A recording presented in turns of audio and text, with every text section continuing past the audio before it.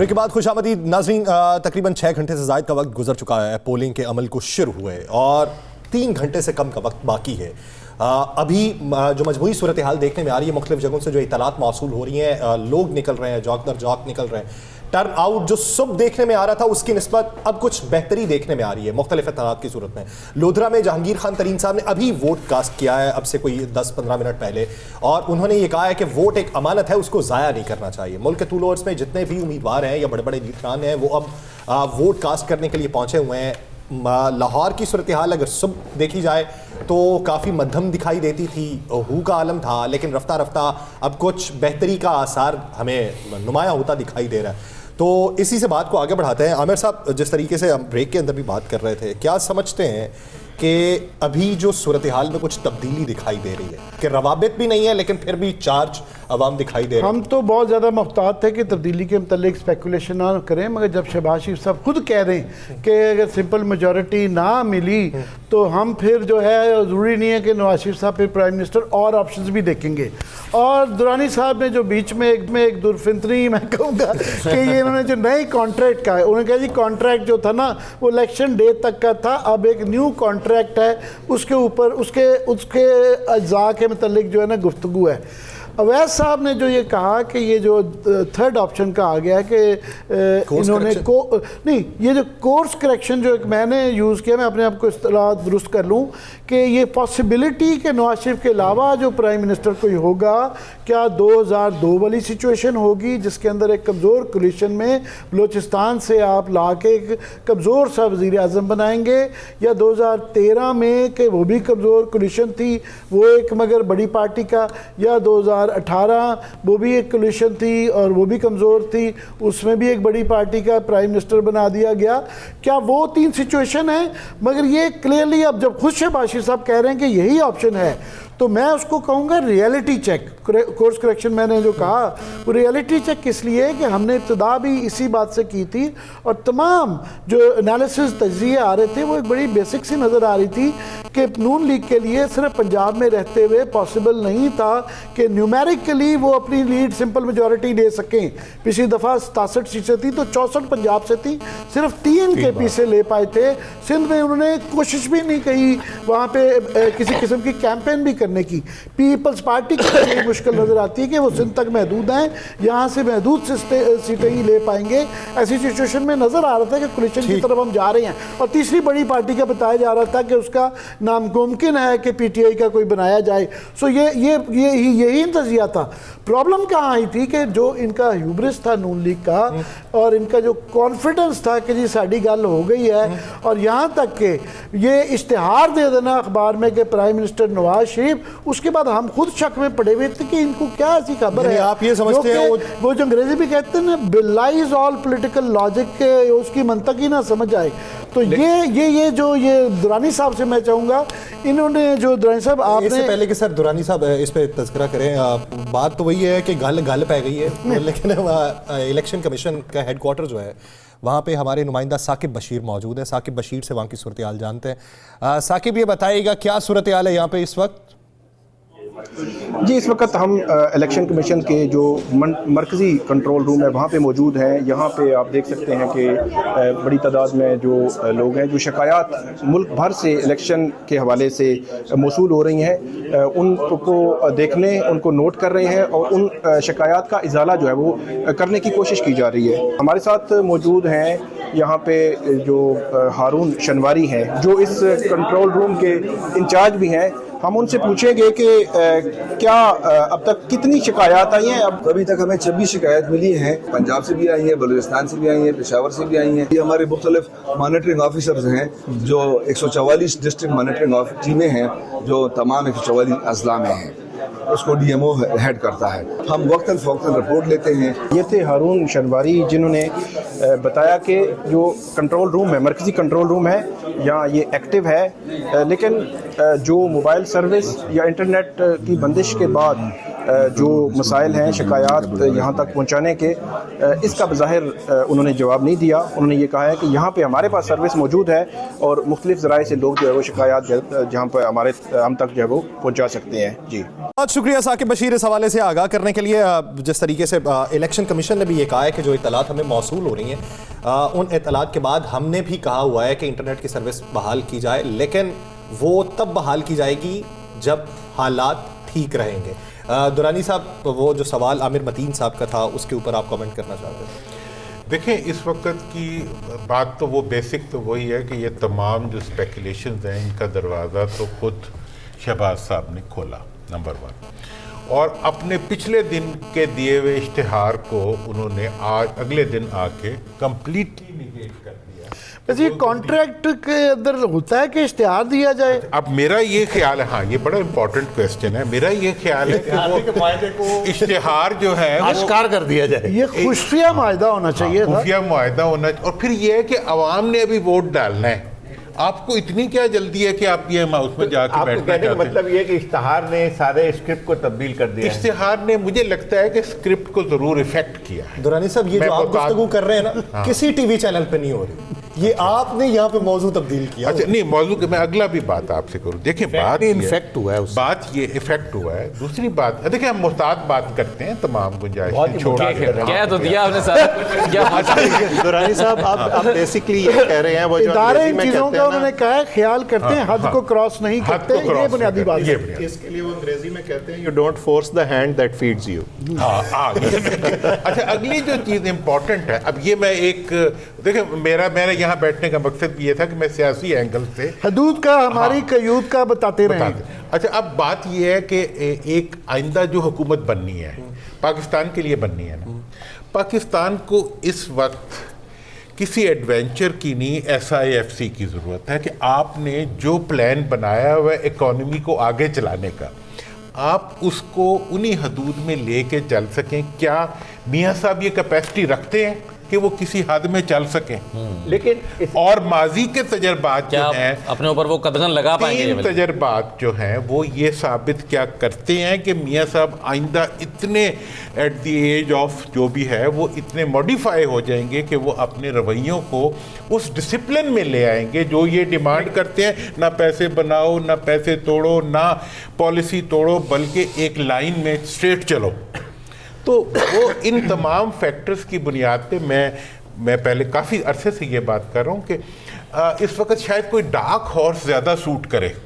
लेकिन सर, इसमें एक बुनियादी सवाल है। आपका जो बुनियादी चीज़ है, जो आपका इस्तदलाल ये है कि इनको ऐसी हुकूमत चाहिए जो कि SIFC को भी आगे चला सके, एक ऐसी हुकूमत चाहिए जो कि एक दायरे में काम कर सके, जो कि इनका एक विजन है कि इकॉनमी को बढ़ाया जाए।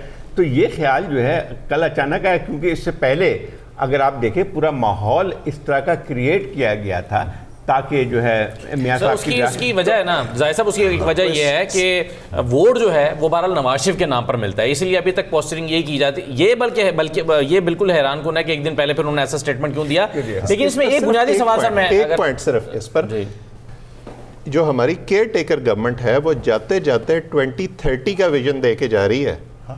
केयर टेकर गवर्नमेंट्स ये नहीं किया करती, तो आप उसको आगे चलाने के लिए फिर हमें कंटिन्यूटी चाहिए, कोई ऐसी गवर्नमेंट नहीं चाहिए। नया कॉन्ट्रैक्ट आएगा, फिक्र ना करें। मीर साहब, आप क्या समझते हैं, जिस तरीके से बात कर रहे हैं कि ऐसी हुकूमत चाहिए जो इसको आगे लेके चले, तो आपको क्या लगता है कि कौन सी पार्टी इससे इनकारी होगी? देखें जी, मेरा ये ख्याल है कि पार्टी तो इनकारी क्या होना किसी ने देखें जी, पार्टियों का इस वक्त जो इस सारे इलेक्शन सीन को अगर आप देखें ना, इसमें एक तरफ तो ये है कि आखिर में अगर रिजल्ट्स के नतीजे में पब्लिक को ये मैसेज चला जाता है कि उनकी राय को बिल्कुल नेगेट नहीं किया गया, हत्ता कि इंडिपेंडेंट होने के बावजूद भी अगर उनको इत्मीनान मिल जाता है, तो ये कितनी बड़ी स्ट्रेटेजिक अचीवमेंट होगी लेकिन मुल्क की सतह के ऊपर। लेकिन ड्राई साहब सिर्फ इसको इलेक्शन के दायरे पे रह के नहीं बात कर सकते हैं इसका आउटकम।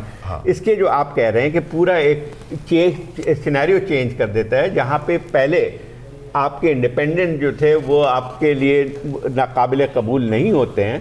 आज जो आप बात कर रहे हैं कि इसका मतलब ये हुआ कि जो इंडिपेंडेंट इनको एक कबूलियत मिल सकती है, तो इससे जो है सिर्फ इसकी यहाँ तक नहीं होगी कि वज़ीर आज़म कल कौन होगा या हुकूमत किसके तहत होगी, बल्कि उसके असरात मैं सिर्फ उसको समझने की कोशिश कर रहा हूँ कि उसके असरात आपके पूरे पॉलिटिकल सिनेरियो पे पड़ता है। मैं एक इतला दे दूं कि इंडिपेंडेंस का काफ़ी सारे लोग हैं इंडिपेंडेंस के अंदर कि उन्होंने ये एश्योरेंस दे दी है कि वो कबूलियत अपनी करवाएंगे। कुछ ने लिख के दी हुई है, कुछ ने हल्फन दी हुई है। सो वो पहले ही ये बात चल रही है। मैं कुछ लोगों को जानता हूँ जिन्होंने मुझे खुद बताया कि हमें पूछा गया है और हमने कहा है कि हमें कबूल है, कबूल है, कबूल है। मैंने एक दफ़ा नहीं, उन्होंने कहा मैंने तीन दफ़ा कहा है। अब मैं इस पे ये अर्ज करना चाहूँगा कि जब मैंने ये बात की थी आपसे भी इस पे हुई कि जी इस वक्त हमें एक तो नेशनल रिकन्सिलिएशन की ज़रूरत है और नेशनल यूनिटी की ज़रूरत है। उस वक्त ये जो इंडिपेंडेंस वाले हैं इन्होंने भरपूर तरीके पे कहा था कि हम इसके लिए हर लिहाज से तैयार हैं। जो रिएक्शन था वो सिर्फ उनमें से था जो सिर्फ वज़ीर आज़म बनना चाहते थे। पहले मैं दाद देता हूँ दुरानी साहब को, इन्होंने घूम फिर के नेशनल यूनिटी उन्होंने इलेक्शन से किसने पहले ये बात शुरू की, इनकी बात नहीं चली, इन्होंने कोशिश की। अब इलेक्शन की सारी एक्सरसाइज करके दोबारा उधर ही आए हैं। इसके अंदर ये भी मैं बता दूं कि अगर ये हो गया नेशनल यूनिटी इनके मुताबिक, ये यकजहती और ये कौम इकट्ठी हो गई, तो उसके अंदर इंशाल्लाह इनका भी एक रोल होगा। मुझे उम्मीद है ये हमें नहीं भूलेंगे, हम भी मार्च में सेनेट के इलेक्शन हो रहे हैं। हॉर्स जो है वो मार्च में सेनेट के इलेक्शन है, से बाहर याद रखता है। नहीं वो कैसे होगा? अच्छा, डार्क हॉर्स किस रंग का होगा सर? डार्क हॉर्स गोरा होगा। डार्क हॉर्स देखें जी, समझदार होगा।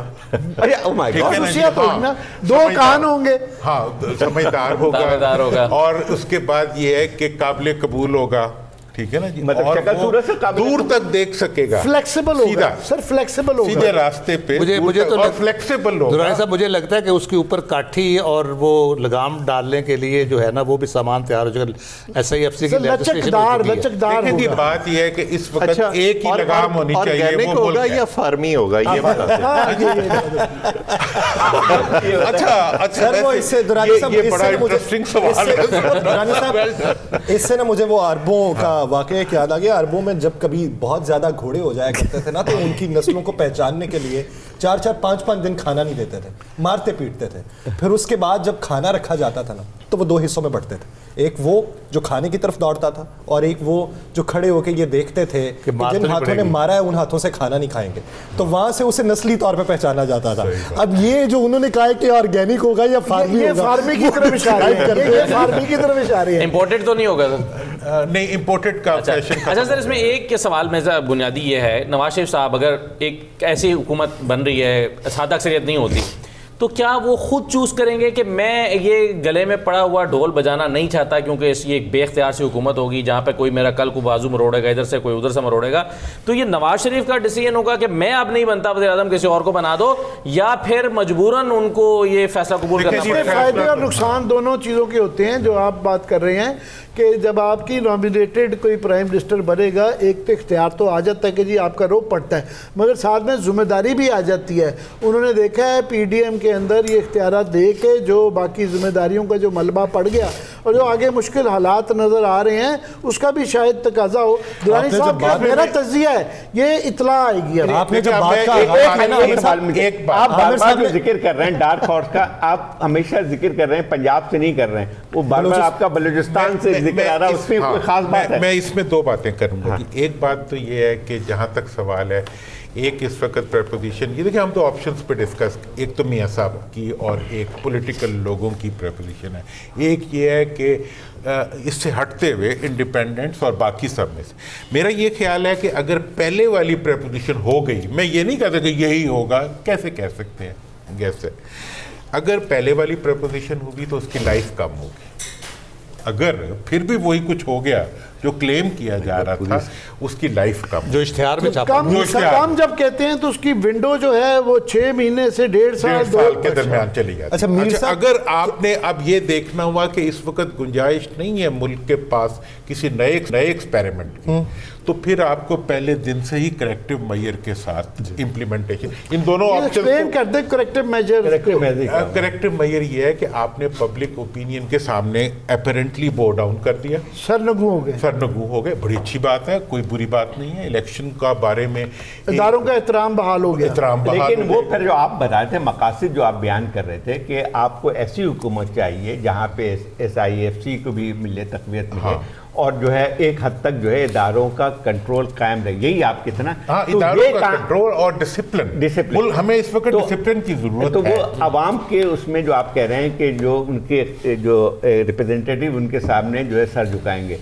तो वही कैसे ये काम कर सकेंगे? देखें जी, अगर अवाम के नुमाइंदे जो है ना वो किसी मैड हाउस के पीछे ना लगे हों तो वो अच्छा बिहेव करते हैं। ये सारा काफी देर से हमारा जो ये सारा सिलसिला वहाँ से शुरू हुआ। शहबाज शरीफ साहब की कल की स्टेटमेंट में जो उनकी तरफ से जब ये आना on the eve of election से एक दिन पहले ये कहना कि सिंपल मेजॉरिटी अगर ना आई, आप ये वक्फे में ये फरमा रहे थे, दुरुस्त फरमा रहे थे कि इनका तरीक़ाकार ये बड़ी हाइपरबॉल, एक मुबालगा अमेज़ किस्म के क्लेम्स किए, दावे किए जाते हैं। तो ये सोचे समझे बगैर ये ऑफ द कफ ऐसे ही उन्होंने नहीं छोड़ दी, ये सोचा समझा है। आप ये वक्फे में कह रहे हैं, अब वक्फे वाली बातें भी ऑनर होंगी। नहीं हम वक्फे वाली करते जो हैं हो तो ये सके, बहुत देखिए, क्या आवाम का बता हक है कि जो उन्हें हर वक्फे बात में को बातें पहुंचे। बताई हैं वो मैं नहीं बता रहा, ये वो एक और ही कॉन्ट्रैक्ट है।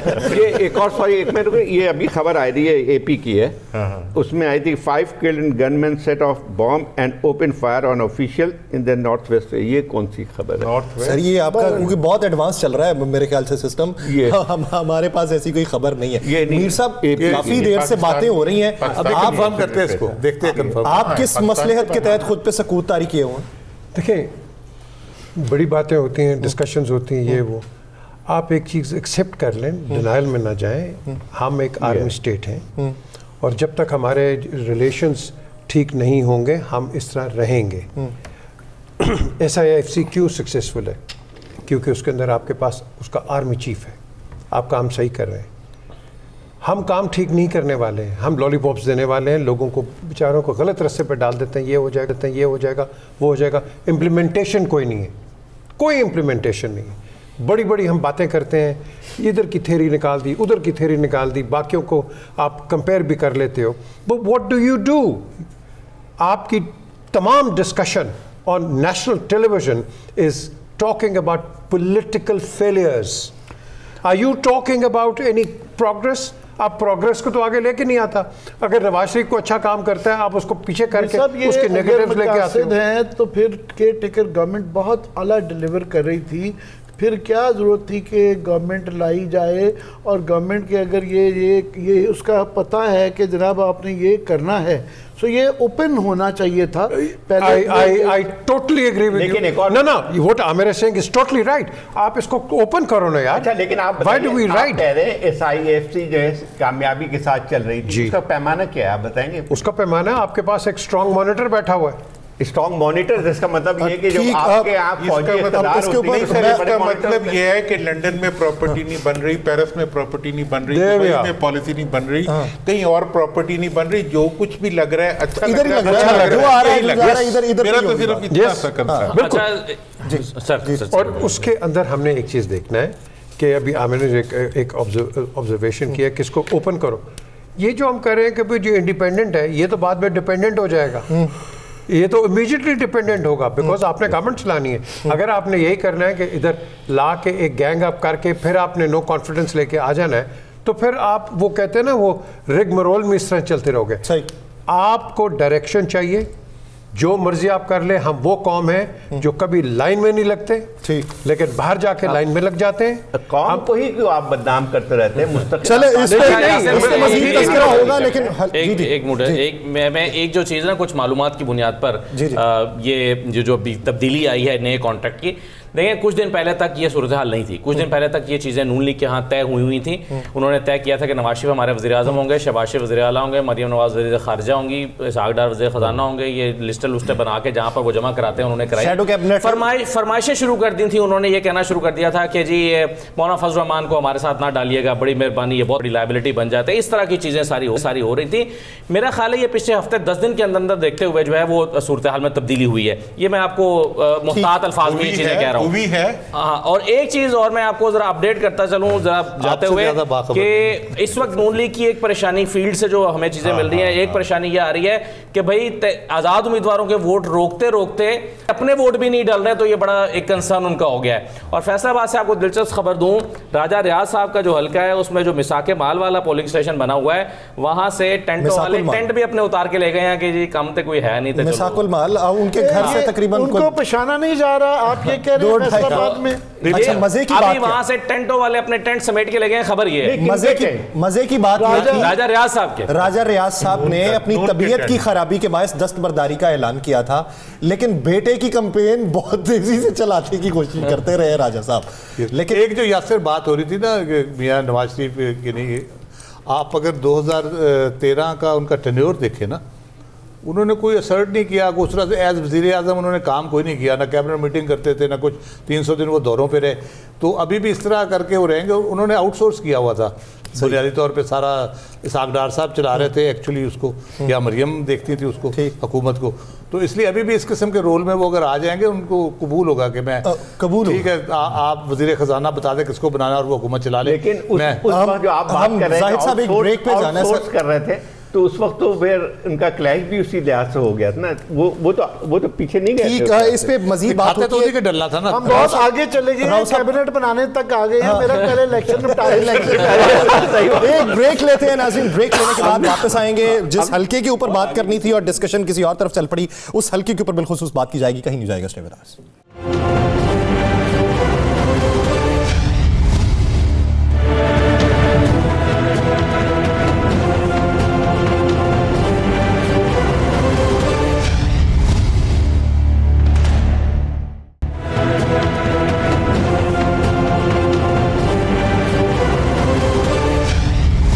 ब्रेक के बाद खुशामदीद नाज़रीन, इस वक्त बात करते हैं फैसलाबाद के उस हल्के की कि जब पाकिस्तान मुस्लिम लीग नून फैसलाबाद में तज़ब्ज़ुब का शिकार हो चुकी थी, बड़े बड़े बुर्ज गिर रहे थे, तो ये वो हल्का था जहाँ का बुर्ज कायम रहा था।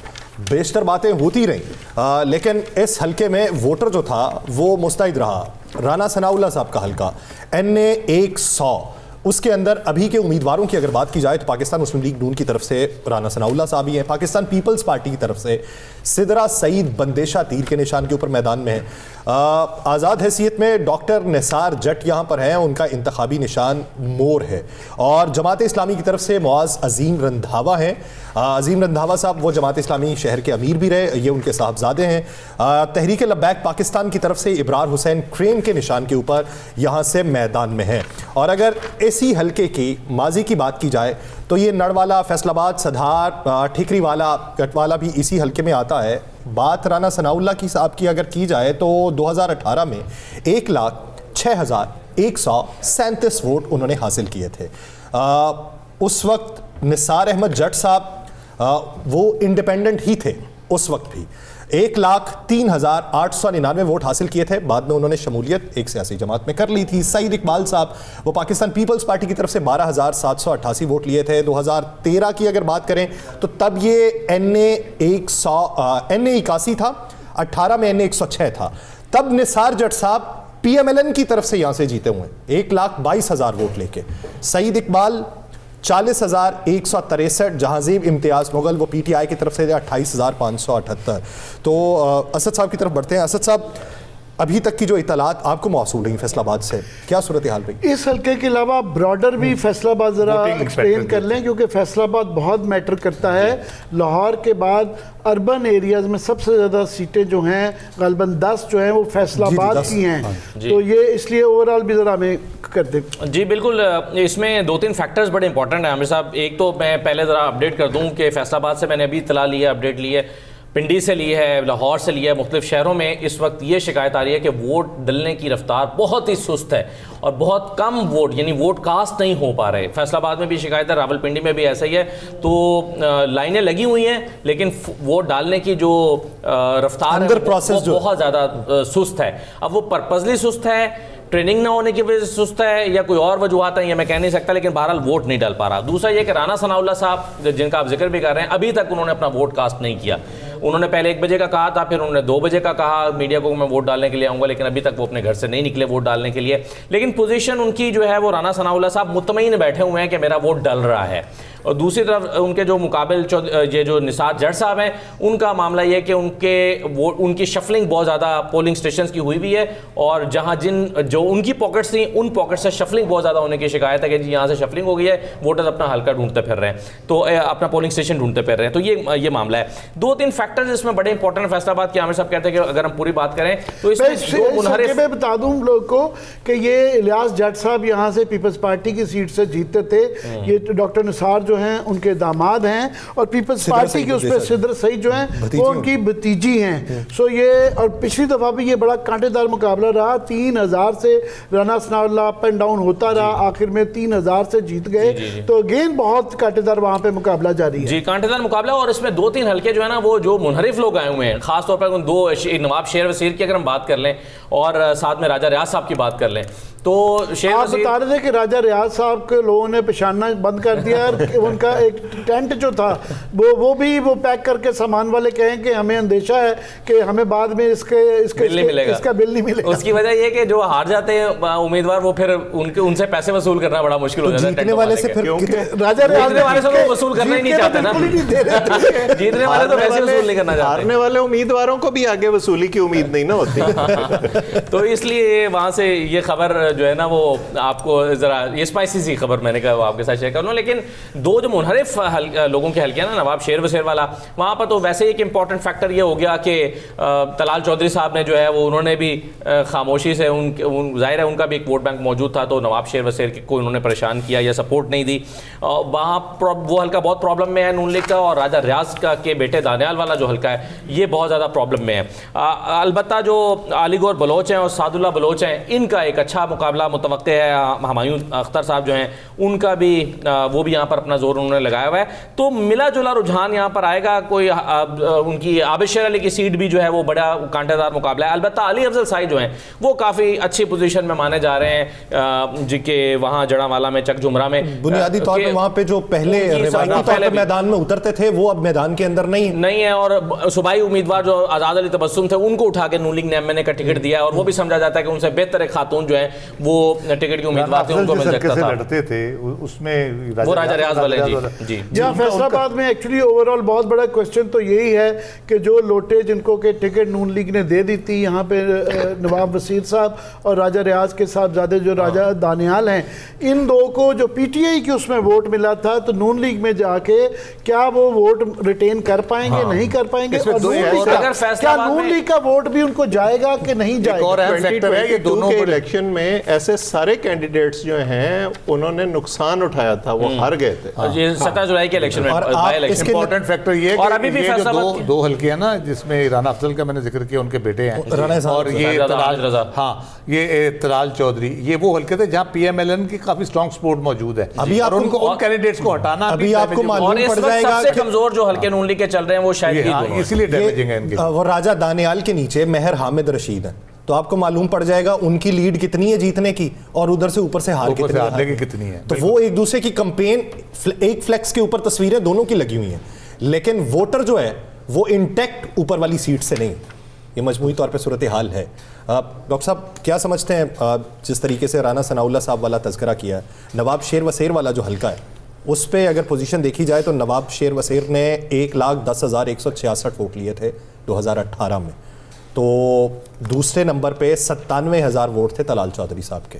अब वो पीएमएलएन की सीट से लड़ रहे हैं, तो एक अपना वोट भी है, दूसरा पीएमएलएन वाला वोट भी है। या आप समझते हैं उनके मुकाबले में कौन है? राय हैदर अली खान है, रेडियो उनका निशान है। अब मेरा ख्याल है कि ये सीट तो शायद मुस्लिम लीग नून जो है वो आराम से जीत जाए, लेकिन ये जो है नवाब शेर वसेर की बात कर रहे हैं, ये बहुत मुश्किल है। ये यहाँ पे वो इसलिए कि तलाल के साथ बड़ी ज्यादती की कि तलाल जो है वो उसके साथ वादा किया गया था, और वो पिछला इलेक्शन नहीं भी लड़ सके। अगर इस दफ़ा वो रहते हैं आउट, तो किसी पॉलिटिशियन को भी 2 इलेक्शनों के अंदर अगर वो बाहर रहे तो उसकी कॉन्स्टिट्यूंसी वो खो देता है। तलाल से कोई वादा तो किया होगा ना, वो तलाल साहब ने से वादा सेनेट का किया गया है, मगर उनके दोस्तों में उन्होंने किसी दोस्तों से ये कहा कि जितने वादे हो चुके हैं सेनेट के, उतनी सेनेट की सीटें नहीं है। वैसे हम अगर फैसलाबाद को डिस्कस कर रहे हैं यार, मैं अगर मुमकिन है तो प्रोड्यूसर साहब से मैं कहूंगा कि मियां शफीक साहब है हमारे, वो पूरा फैसलाबाद को कर सकते हैं, अगर बीपर पर उनको ले लें तो वो बड़ा मियां शफीक साहब या बिलाल सिकंदर को, दोनों में से अगर कोई भी मिल जाए हमें तो वो एक बीपर हो जाए तो हमें फैसलाबाद ऑन ग्राउंड सिचुएशन है कि पंजाब के अंदर जो बाकी शहर हैं, कहते हैं फोन लाइन की बंदिश की वजह से गुजरांवाला, गुजरात, सियालकोट, मुल्तान जो बड़े शहर हैं, इन सब की फैसलाबाद की उससे डिस्ट्रिक्ट फैसलाबाद की इन डिस्ट्रिक्ट के मुकाबले में डबल सीटें हैं। और लास्ट टाइम डिसाइसिव फैक्टर जो रहा था वो फैसलाबाद रहा था, क्योंकि कंप्लीटली नून लीग का था और तकरीबन 80-90% स्विच करके ये पीटीआई में चला गया था। तो पीटीआई को जो मेजर जो बूस्टर लगा था वो फैसलाबाद में लगा। मार्की सीट है ना यहाँ पे, वो राना सनाउल्लाह वाली है, वही सीट थी जिस पे नून भी पूरा जोर लगा रही है, और जो उनके मुखालफीन है उनकी भी पूरी कोशिश है कि हम और कोई जीते या ना जीते, इस सीट पे इनको जरूर हराना चाहिए।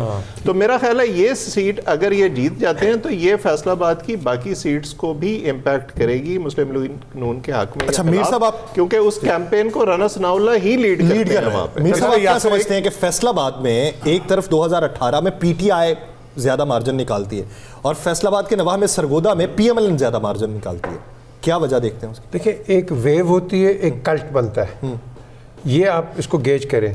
नून एक सॉलिड पॉलिटिकल पार्टी है, ये एक from a pressure group into a political party बनी है। ग्रास रूट पे इतनी आपकी नुमाइंदगी नहीं है या आपकी अवेयरनेस नहीं है in comparison to even people's party. ये जो अभी की सूरत हाल है उसमें कहा जा रहा है ये ऑर्गेनिक प्रोसेस से निकल चुकी है। ये नहीं जी, निकली है। आप देखेंगे ये मैच्योर होगी, ये आगे आएगी। आप इसको राइट ऑफ नहीं करें। आप इस वक्त तो फेसलेस इलेक्शंस है ना, आपके पास दो पुराने राइवल्स हैं, उन्हीं के इलेक्शंस हो रहे हैं। At the end of the day आपकी जो थर्ड इमर्जिंग पार्टी थी वो तो फेसलेस हो गई है। इसी तरीके से थर्ड पॉलिटिकल पार्टी हम कहते थे एमकेएम को, the largest at one time, अब वो भी आउट ऑफ द पिक्चर हो गई है। वो अब जोड़ने तोड़ने में लग जाती है। ये भी इसके साथ भी यही होगा, आप देख लेना, होगा यही। लेकिन जो बात की इन्होंने तला की, देखिए तलाल जो नवाज शरीफ साहब है ना, वो भूलते नहीं हैं। मैं उनको कम से कम 50 साल से जानता हूँ। ये खूबी बता रहे हैं अभी आप? नहीं, उसकी बड़ी खूबी है, बहुत बड़ी खूबी है। जो मार्केट में, जो बाजार में होता है पॉलिटिकल कैंपेन्स और ये, तो जब ये मुफाहमत की बात कर रहे थे एज प्राइम मिनिस्टर, तो बात वायलेंस की हो रही थी, बड़ी ऐसी हो रही थी कि जो कि हिट कर रही थी नवाज शरीफ को। एक और भी थे, क्या नाम है उसका, कादरी, क्या नाम था, एक और थे, कादरी भी थे। अब इनको सब पता है, ज़ैन, इनको सब पता है कि क्या हो रहा है, सब पता है। ये लोग समझते हैं ना कि he is not aware, he is aware of everything. और उस लिहाज से वो एक आपका एक टिक मार्क लग जाता है। एंड इवेंचुअली फिर बाद में ये नहीं वो आप कहेंगे मैं आपको नहीं देना, उस तरह नहीं। वो एक सिस्टमैटिक तरीका होता है कि आप उसको साइड पे कर देते हैं। ये कई और भी हैं, I won't name them but I know it. So the question is कि आपने जो मर्जी लीडरशिप के जो पॉलिटिशियंस हैं PMLN के अंदर, if they don't toe Nawaz Sharif line, तो इन द लॉन्गर रन यहाँ तो क्लियरली था कि नवाज शरीफ साहब की ख्वाहिश नहीं थी इन दोनों को टिकटें देना जो दूसरी पार्टी से इसमें आए थे, मगर ये कॉन्ट्रैक्ट का हिस्सा था। ये शहबाज शरीफ साहब ने बताया, ये ओपनली कहा गया, ये रिपोर्ट भी हुआ, ये कोई मैं अंदर की खबर नहीं दे रहा, मगर ये उन्होंने कहा जी इनसे वादा किया गया था, इनको देनी है। सो इसलिए पत्थर दिल पे रख के ये जो है तलाल चौधरी को डिनाई की गई थी और राजा साहब को भी पेशिया था, ये पेशनवाया गया था, उनसे पेशनवाया गया था। तो ये कॉन्ट्रैक्ट का हिस्सा था। तो उसकी वजह से ये यहाँ पे है कि तलाल, जिस तरह देखे कॉन्ट्रैक्ट का हिस्सा वहाँ भी था, तारिक बशीर चीमा का भी अगेन जंप हो जाती है उधर, पर वहाँ भी सऊद अजीज़ साहब के साथ भी वादा किया गया था कि सेनेट में देंगे। उन्होंने कहा जी मेनू एतबार नहीं है कि मैनू ये सेनेट की जितने वादे हो चुके हैं वो वहाँ पे इंडिपेंडेंट खड़े हुए हैं। और काफ़ी जगह पे इस तरह है कि नून लीग ने जो किया भी है वो इंडिपेंडेंट लोग खड़े हुए हैं। लोग दानियाल को डिनाई किया, दानियाल बल्कि खबर चल रही थी, पता नहीं कितनी उनकी गिरफ्तारी की कि उनको गिरफ्तार कर लिया गया है, मुझे नहीं पता उसका क्या बैकग्राउंड है। रेमियर से उनको मिली है जाफर को जाफर बलोच को? नहीं जी, जाफर इकबाल तो अभी उनके एक किस्म का ज़रा पीछे हट गए। इसमें एक फैक्टर बड़ा इम्पोर्टेंट है, जब किसी पार्टी और लीडरशिप का वोट बैंक डिप्लीट कर जाता है तो उनका जो रेट होती है वो भी कमजोर हो जाती है। यानी आप ये कह रहे हैं कि ये खाली एक टो द लाइन का मामला नहीं है, ये टो दर टो दर टो चल रहा है। मतलब ये है कि उनका वोट बैंक डाउन हो गया। कॉन्ट्रैक्ट का साइन करना होता है तो बहुत लंबा फॉर्मा होता है, लेकिन नहीं, ये दूसरा पब्लिक कॉन्ट्रैक्ट आप फिर कॉन्ट्रैक्ट का किस्सा छेड़ना चाहते हैं? हैं कितने सर? टोटल हैं कितने? कितने ले उनसे हट गया है? कॉन्ट्रैक्ट्स हैं कितने? नहीं, मैं अभी नहीं, आप मैं ये कह रहा हूँ कि जो ये बहुत बड़ा एक पब्लिक कॉन्ट्रैक्ट जो होता है, जो कि पॉलिटिकल लीडर्स का होता है, कि उनका जब वोट बैंक कम हो जाता है तो उनकी पार्टी पे गिरफ्त, उनकी कंट्रोल कम हो जाता है। ये मेरा हमने जो बात की ना उसके फैसलाबाद के हवाले से पीटीआई का टीका जो लगा, ये उसको रीएम्फसाइज करती है कि जो फैसलाबाद और जंग का जो है ना एरिया, ये ट्रेडिशनली पीपल्स पार्टी की पॉकेट्स थी। ये पीपल्स पार्टी मैसिवली जीतती थी यहाँ से, जंग की तो 5 जीतती थी ना, फैसलाबाद में मेजर परफॉर्म करती। तो वो सारा वोट जो पीटीआई की तरफ कन्वर्ट हुआ है ना, उनका नून की तरफ उन्होंने जाना नहीं था, जाहिर है ट्रेडिशनली वो जा कह सकते हैं आप। मेरे ख्याल ये कि तो वो अभी भी वो वोट इंटैक्ट यकीनन होगा, वो जो पीटीआई का वोट है वहाँ पे, और उसका अगर वो राजा रियाज साहब को जो वोट पड़े थे, पहले जो वोट नहीं पढ़ते थे, बाद में जो पढ़े थे वो पहले ही पढ़ने वाले वोट लेकिन थे इसमें जब उन्होंने पीटीआई में शमूलियत इख्तियार की। इसमें जो है, इसमें आप इसकी मिसाल पहले देख लें कि जो टर्न कोर्ट्स होते हैं जी, उसको वोट हमेशा उनके वोट कम होते हैं, जिसकी हमने मिसाल भी देखी थी जब इसके पंजाब असेंबली के इलेक्शंस बाई इलेक्शंस में हुए थे, उसमें जितने भी टर्न कोर्ट्स थे वो सबके सब हारे थे। अब राजा रियाज का तो मसला ये था कि आपको याद होगा कि जब वो लीडर ऑफ द अपोजिशन बन गए थे और उसके बाद उनको ये कहा गया था कि आपको इसका अवार्ड भी देगा, लेकिन उसको इतनी आसानी के साथ शुरू में तो ये बात आई भी थी पब्लिकली PMLN की तरफ से कि शायद उनको हम टिकट वो एश्योर्ड नहीं है। अब सडनली जो तब्दीली आई थी वो तो यकीनी तौर पे सही कह रहे हैं आप कि किसी कॉन्ट्रैक्ट का हिस्सा थी।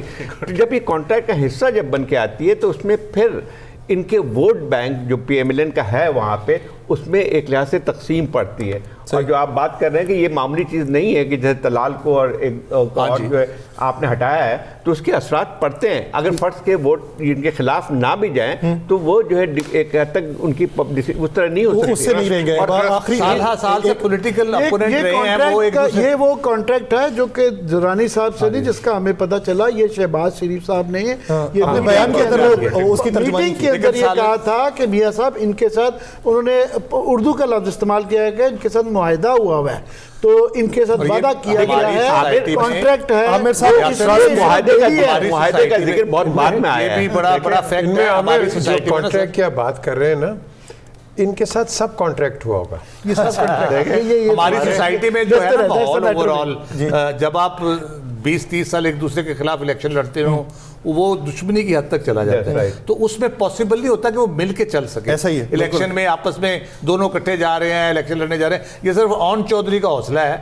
या मियां साहब का हौसला है, एक साथ खड़े हो गए। अच्छा आमिर साहब, ऑन चौधरी का इसमें कोई हौसला नहीं, नवाज शरीफ साहब का हौसला है। आमिर साहब उन्होंने ऑन चौधरी को बराबर बिठा दिया अपने, वरना वैसे ये अब ये भी सिचुएशन है ना, यहाँ पे 3 कैटेगरीज है ना, एक है जिनको नून ने अपनी टिकट दी, एक है इस्तेहकाम पार्टी वगैरह जिसके लिए एडजस्टमेंट निकाली, मगर इन तमाम जगहों पे ये एक फैक्टर मौजूद है। तलाल चौधरी भी आई एम श्योर वो नहीं चाहेंगे कि ये उनकी सीट है, ये आउट ऑफ द वे जाके वो लोगों से कहें कि जनाब मेरे इनको नवाब वसीर को वोट डाल दीजिएगा, बिल्कुल नहीं कहेंगे। आमिर साहब वक्त खत्म होने वाला है तो मुझे सिर्फ एक हल्के पे आपसे डिस्कशन करनी है। NA 97 है फैसलाबाद वाला, जिसपे हुमायूं अख्तर खान है, पहली बार वो वहाँ से इलेक्शन लड़ रहे हैं, लाहौर से लड़ते रहे। अली गौहर खान बलोच हैं जो माजी में भी जीते हुए पाकिस्तान मुस्लिम लीग नून के, मोहम्मद खान नदीम है पाकिस्तान पीपल्स पार्टी के, सादुल्ला बलोच है आज़ाद हैसियत में है, पीर मुदस्सर अहमद शाह चिश्ती हैं जमात इस्लामी के। अब इसमें इंटरेस्टिंग बात यह है कि सादुल्ला बलोच, मोहम्मद खान नदीम, अली गौहर खान, ये तीनों रिश्तेदार हैं आपस में। आयशा रजब बलोच जो थी उनको जब टिकट नहीं मिला था तो वो आज़ाद उम्मीदवार की हैसियत में बैठी, उनकी कंपेन करती रहीं, और फिर कुछ दिन पहले उन्होंने हुमायूं अख्तर साहब के साथ सेलेक्ट करके उनके साथ वो शिफ्ट हो गए। अब अगर इसके रिजल्ट्स को देखा जाए माजी में तो 77,539 वोट अली गौहर खान ने यहाँ से हासिल किए हैं। अब हुमायूं अख्तर साहब की एंट्री जो है वो वोट को कहाँ पे हुमायूं तकसीम अख्तर साहब 2-3 लाहौर से इलेक्शन हार के दिल बर्दाश्त होके तो यहाँ पे उनकी तांतलियाँ वाला मिल है और इसके अंदर उनका मफरूज़ा ये है कि ये सारे मिल वर्कर हैं हमारे और ये इनको तनख्वाह मैंने देनी होती है और इनकी लार्जर फैमिलीज एक्सटेंडेड फैमिलीज जो हैं इस हल्के में हैं तो ये मुझे वोट दें। इससे पहले ये रहीम यार खां में मखदूम अहमद महमूद पे ये फार्मूला चलता रहा, मगर उनके वालिद साहब को भी ये उनकी ख़ानदानी सीट भी है, वो वहाँ के बड़े ज़मींदार भी हैं। यहाँ पे ये बिल्कुल नए हैं हुमायूं अख्तर और अभी असद को मैं सुन रहा था ये होके भी आए हैं वहाँ से, ये बता रहे थे कि वहाँ गौर खान की जो है वो सिचुएशन जो है वहाँ काफ़ी स्ट्रॉन्ग है, सो बड़ा अपसेट होगा, हैरानगी होगी। कारोबारी प्रेजेंस है वहाँ पे, सियासी बिल्कुल पैसा वो बहुत सियासी जीरो है, बिल्कुल वो बहुत ज़्यादा। आयशा रजब वाले फैक्टर को वैसे हम जो बड़ा थोड़ा सा ओवररेट कर रहे हैं, वो कोटे की सीट पे थी, ट्रांसमिशन के का वक्त खत्म हुआ चाहता है, न्यूज़ बुलेटिन पे जाना है तो 4 से 6 फिर ट्रांसमिशन आगे बढ़ेगी। तब तक के लिए हमें दीजिए इजाज़त, में बहुत सा ख्याल रखिएगा, वोट जो अमानत है उसका हक अदा कीजिए। अल्लाह।